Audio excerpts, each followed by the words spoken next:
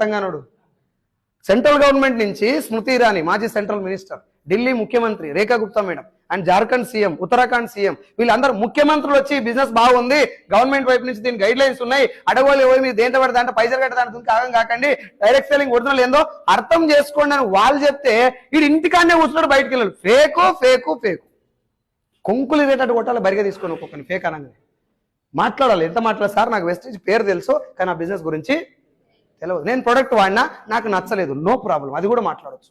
Sir నేను business లో join అయినా, చాలా మందికి చెప్పినా ఎవరు జాయిన్ కాలే, నేను ఫెయిల్ అయినా, నో ప్రాబ్లం, అట్లా కూడా చెప్పు. ఏది చెప్పినా ఫేక్ అనుడు ఎందుకు? క్లారిటీ లేకపోతే ఫేక్ అంటే నేను ఎవ్వరిని ఇచ్చిపెట్టలేదు సార్. నేను ఇక్కడ కూడా చెప్తున్నా, మీరు ఎవరైనా ఉత్తగానే ఫేక్ అంటే ఇచ్చిపెట్టా, మీ ఇంటికి వస్తా, నేనే ఛాయ్ తీసుకొస్తా, ఇద్దరికి వస్తా, పేపరు పెన్ను రెండు ఇస్తా, ఫేక్ ఎందుకో నాకు ప్రూవ్ చేయి.